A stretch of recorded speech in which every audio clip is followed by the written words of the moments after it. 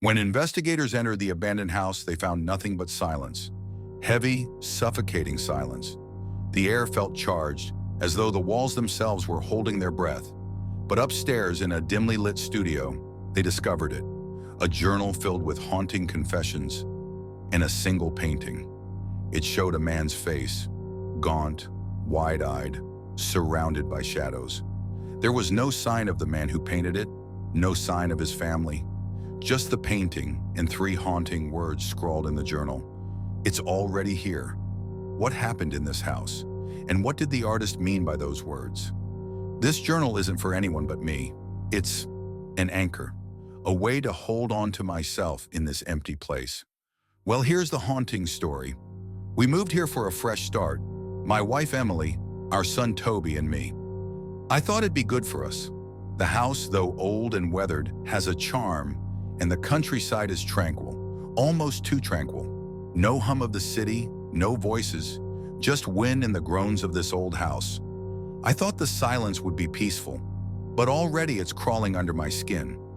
It's the 3rd day since we moved in, and uneasiness has already set in.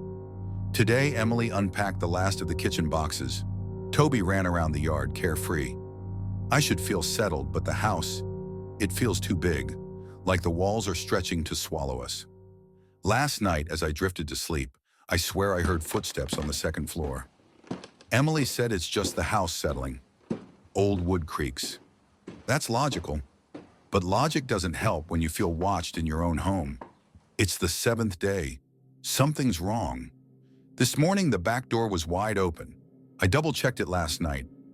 Locked. I was sure of it. Emily brushed it off. Maybe I forgot. But I didn't forget.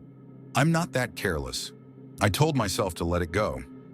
But tonight, I'm locking every door and window again. 9th day today. I woke up to find the kitchen chair moved, a few inches out from the table. Small, almost imperceptible, but I noticed. Emily insists Toby might have bumped it, but I know the look in her eyes. She's lying to comfort me.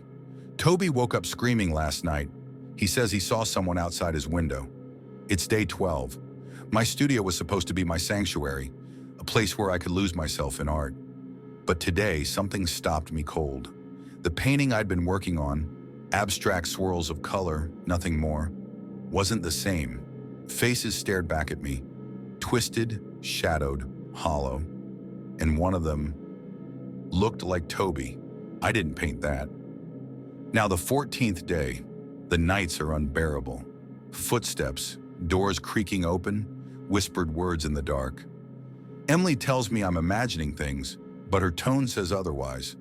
I caught her staring at the knife set today, as if counting them. When I passed the hallway mirror, my reflection didn't look right.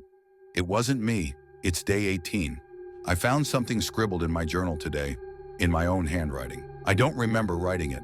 It's already here. What's here? What's it waiting for? Last night, I woke up to Toby crying. He said a man was in his room. I ran upstairs, but there was no one. Only his wide, terrified eyes. Emily's starting to agree. We need help, but I don't know if it'll matter. It's day 20. I set up traps last night. Flour on the floors, tape on the doors, anything to prove I'm not losing my mind. But this morning, everything was undisturbed. No tracks, no signs of movement. Yet there it was, the largest knife from the kitchen, lying on my pillow. Its blade was streaked with paint, red like blood. Day 23 is here. The house is driving us apart. Emily avoids me now, her words sharp, her tone distant. She keeps Toby close to her side, as if I might hurt him.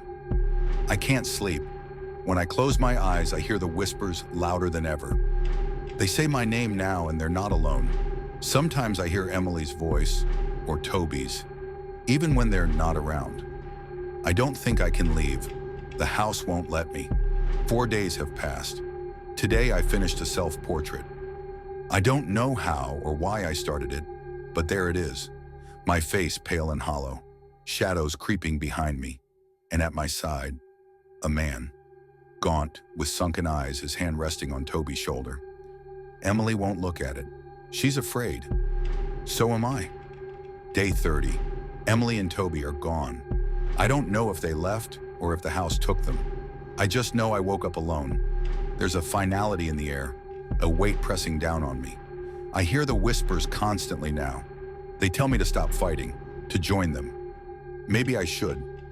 I don't think I'll write again. When the house was searched weeks later, it was empty. No sign of the family. Only a journal remained, and a painting on an easel. A man and his family cloaked in shadows, their eyes hollow. Underneath, a single signature, MV. The journal ends abruptly, leaving behind more questions than answers. Was MV simply unraveling under the weight of isolation? Or was something truly haunting the house? And what about the chilling words scrawled in his journal? It's waiting for you. Who or what was waiting? The painting remains as the only clue, its dark imagery unsettling everyone who has seen it. Some say it's a self-portrait of MV. Others claim it's a warning, a glimpse of what the house reveals about those who live within its walls. But what do you think? Could the house have been alive, feeding on its inhabitants? Or was MV fighting demons of his own creation? Let us know your theories in the comments below. And remember, sometimes the things we fear most aren't outside of us, but within. Do remember to hit the subscribe button for more videos being added this week.